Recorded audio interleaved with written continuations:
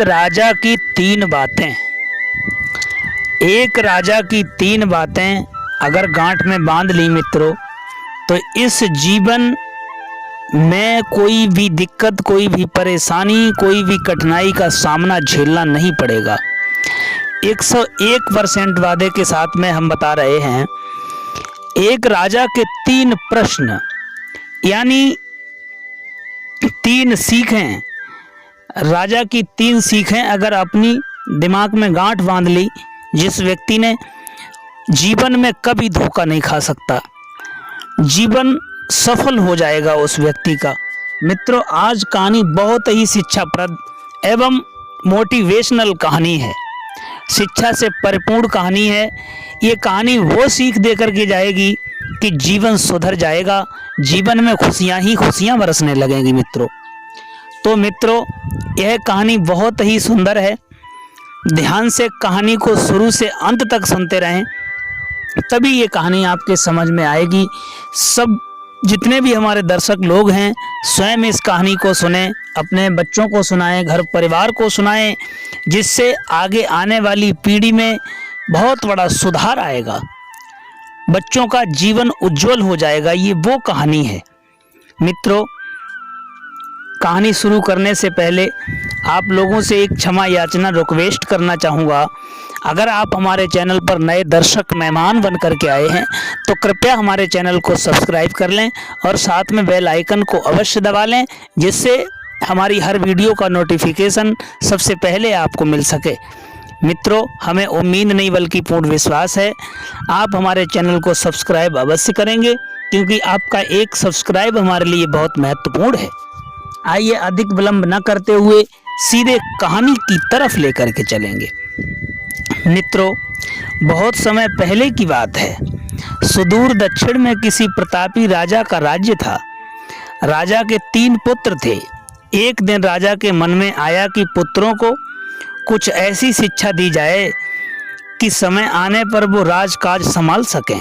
राजा ने मन में विचार किया कि अब बच्चों को वो शिक्षा दें जो समय आने पर बच्चे इस राज्य को संभाल सकें। इसी विचार के साथ राजा ने सभी पुत्रों को दरबार में बुलाया और बोला, पुत्रों, हमारे राज्य में नाशपाती का कोई वृक्ष नहीं है।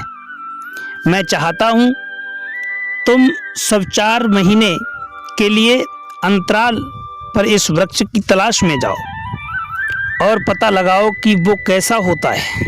राजा की आज्ञा पाकर तीनों पुत्र बारी बारी से गए और वापस लौट आए।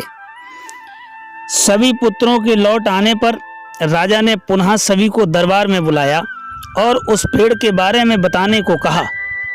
पहला पुत्र बोला, पिताजी, वह पेड़ तो बिल्कुल टेढ़ा मेढ़ा और सूखा होता है, सूखा हुआ था।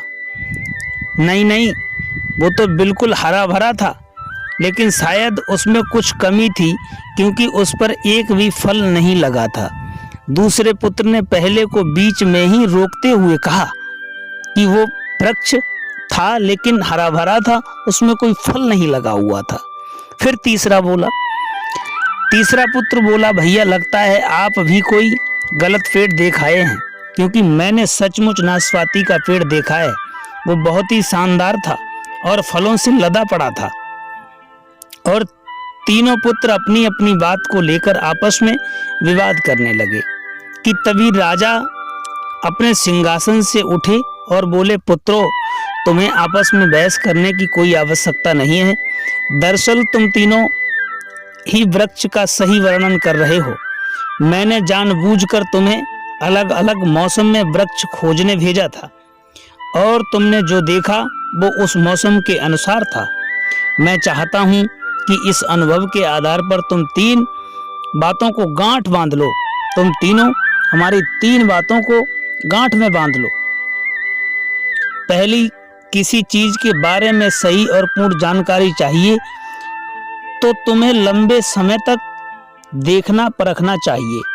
फिर चाहे वो कोई विषय हो, वस्तु हो या फिर कोई व्यक्ति ही क्यों न हो, ये तुम्हें लंबे समय तक उसकी जानकारी लेना चाहिए। दूसरी, हर मौसम एक सा नहीं होता। जिस प्रकार वृक्ष मौसम के अनुसार सूखता, हरा भरा या फलों से लदा रहता, उसी प्रकार मनुष्य के जीवन में भी उतार चढ़ाव आते रहते हैं। अतः अगर तुम कभी भी बुरे दौर से गुजर रहे हो तो अपनी हिम्मत और धैर्य बनाए रखो, समय अवश्य बदलता है। दूसरी बात बता दी राजा ने। अब सुनो तीसरी बात, पुत्रों से कहा राजा ने।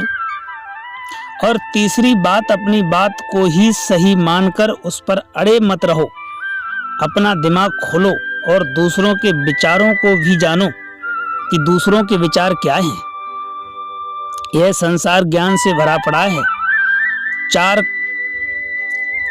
ज्ञान से भरा संसार चाहकर भी तुम अकेले सारा ज्ञान अर्जित नहीं कर सकते। इसलिए भ्रम की स्थिति में किसी ज्ञानी व्यक्ति से सलाह लेने में संकोच मत करो। ये मेरी 3 बातें गांठ में बांध लेना, भविष्य में धोखा नहीं खाओगे, राजा ने अपने पुत्रों से कहा। तो मेरे प्रिय दर्शकों, राजा की सीख को अपने दिमाग में अवश्य रख लें, क्योंकि ये सीख वो सीख है, जिंदगी में कभी भी धोखा नहीं उठाओगे। मित्रों, कहानी अच्छी लगी हो तो चैनल को सब्सक्राइब करके बेल आइकन दबा लें। हमारे चैनल को अपने मित्रों के साथ में शेयर करें और आप अपना योगदान हमें अवश्य दें। धन्यवाद मित्रों।